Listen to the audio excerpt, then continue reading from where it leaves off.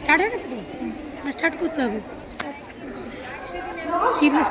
লিঙ্গ সমতা, ছেলে ও মেয়ে সমান। চলুন দেখা যাক প্রথম দৃশ্যে একই বাড়ি দুই রকম নিয়ম।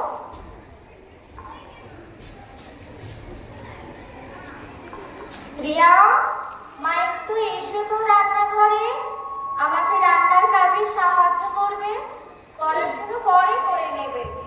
মা, কাল আমার পরীক্ষা, আমায় একটু পড়তে দাও না। মা, তুমি তো মেয়ে, তোমাকে সংসারের কাজও শিখতে হবে। মা, আমায় একটু জল দাও। হ্যাঁ বাবা, এই তো দিচ্ছি দিচ্ছি। অর্ণব তো একটু সাহায্য করতে পারে। ও কি করবে এইসব কাজ থেকে? তোমায় তো সেই একদিন রানীর বাড়িতে যেতে হবে, তখন কি তুমি মানিয়ে নিতে পারবে? মা, আমার খিদে পেয়েছে।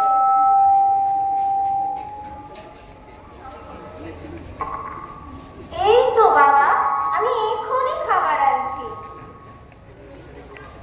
মা, পুরোটা কিন্তু আমি খাবো।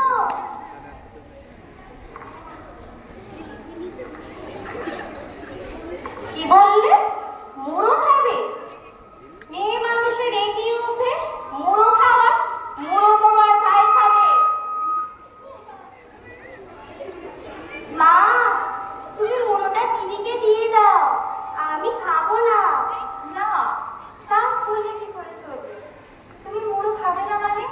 তোমার দিদি তো একজন মেয়ে মানুষ, ও যখন পরের বাড়ি যাবে ও কি মানিয়ে নিতে পারবে? তাহলে কি মেয়ে হয়ে জন্মানো আমার ভুল ছিল?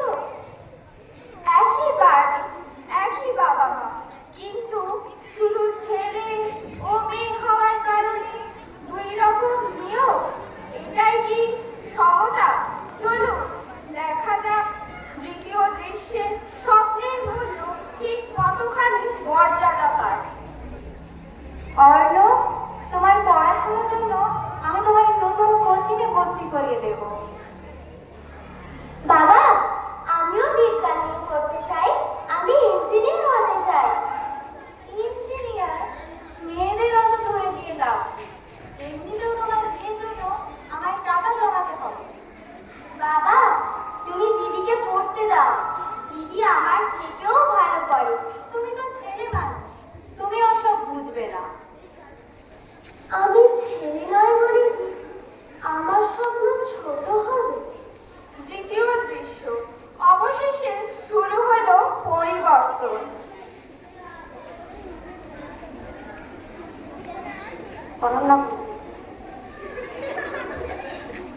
আমায় একটু চা দেবে তো? হ্যাঁ গো, এই যে যাচ্ছি যাচ্ছি।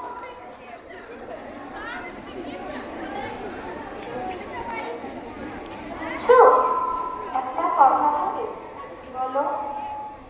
আমরা ছোটবেলায় আমাদের নিজেদের ইচ্ছেগুলো পূরণ করতে পারিনি বলে সেই একইভাবে আমাদের মেয়েকে সেই একই বাধার মধ্যে রাখবে, কিন্তু সমাজ কি বলবে? বাবা, তুমি সবসময় বলো ছেলে মেয়ের মধ্যে কোনো পার্থক্য নেই।